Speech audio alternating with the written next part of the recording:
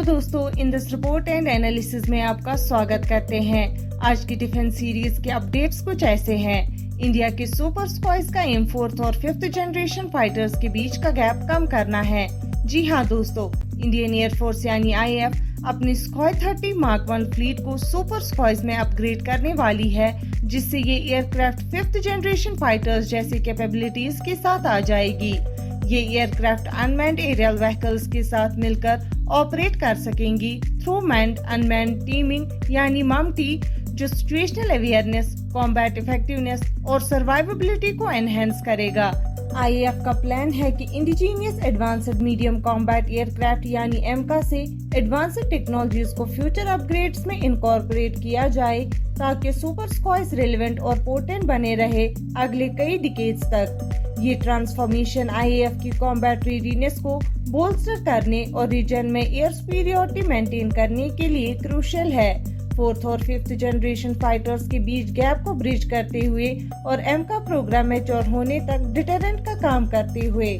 दोस्तों, एक और अपडेट के बारे में बात करें तो आर्मेनिया अब इंडिया का सबसे बड़ा आर्म्स इंपोर्टर बन गया है। जी हाँ दोस्तों, फाइनेंस मिनिस्टर की रिसेंट सर्वे के मुताबिक आर्मेनिया अब इंडिया का सबसे बड़ा आर्म्स इंपोर्टर बन गया है। आर्म्स परचेजेस में ये सर्च एडवांस्ड वेपन सिस्टम्स जैसे पिनाका रॉकेट लॉन्चर और इंडिजीनियसली डेवलप्ड आकाश मिसाइल्स की सप्लाई के कारण है।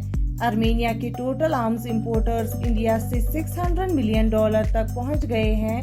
2024-25 फिस्कल ईयर के स्टार्ट तक आर्मेनिया के टोटल आर्म्स एक्सपोर्ट्स इंडिया से $600 मिलियन तक पहुंच गए हैं।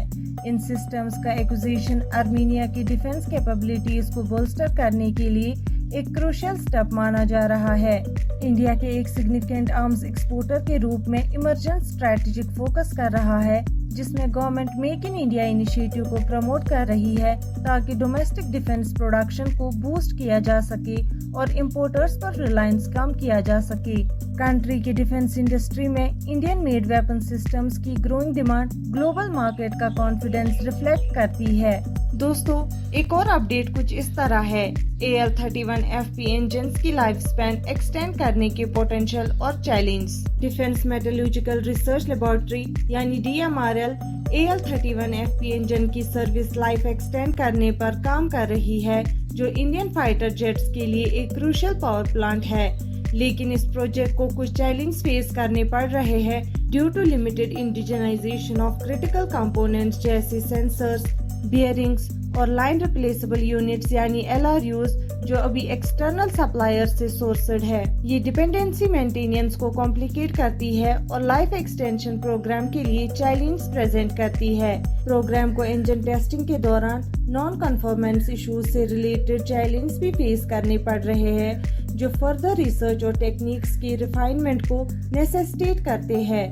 AL-31FP इंजन की पोटेंशियल लाइफ एक्सटेंशन प्रोग्राम का इमेंस सिग्निफिकेंस है, क्योंकि ये सिग्निफिकेंट कॉस्ट सेविंग्स लीड कर सकता है और इंडियन एयरफोर्स के कंटिन्यूड ऑपरेशनल रेडीनेस को इंश्योर कर सकता है। इन हर्डल्स को ओवरकम करने के लिए मल्टी प्रॉन्ड अप्रोच की जरूरत है, जिसमें इंक्रीज्ड इन्वेस्टमेंट इन indigenous manufacturing capabilities, robust bench level testing facilities establish करना और नॉन कन्फॉर्मेंस इश्यूज को एड्रेस करने के लिए फर्दर रिसर्च और टेक्निक्स की रिफाइनमेंट शामिल है। आखिरी अपडेट कुछ इस प्रकार है। इंडिया ने अपने phase 2 ballistic missile defence system का सफलता से टेस्ट किया।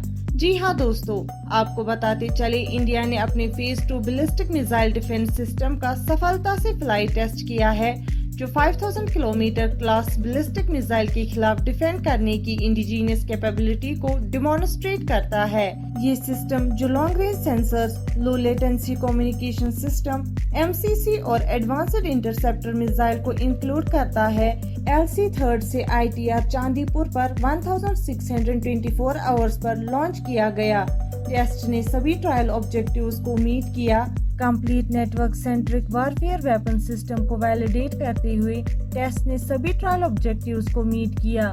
Phase 2 AD endo atmospheric missile एक indigenously developed two stage solid propelled ground launched missile system है जो एंडो से लो एक्सो एटमॉस्फेरिक रीजन्स में various enemy ballistic missile threats को न्यूट्रलाइज करने के लिए डिजाइन किया गया है।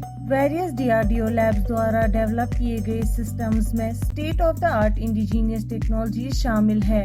डिफेंस मिनिस्टर राजनाथ सिंह ने कहा कि सक्सेसफुल फ्लाइट टेस्ट ने देश की बैलिस्टिक मिसाइल डिफेंस कैपेबिलिटीज को डिमॉन्स्ट्रेट किया है। आज की डिफेंस अपडेट्स में बस इतना ही। मिलते हैं अगले अपडेट्स के साथ अगले वीडियो में।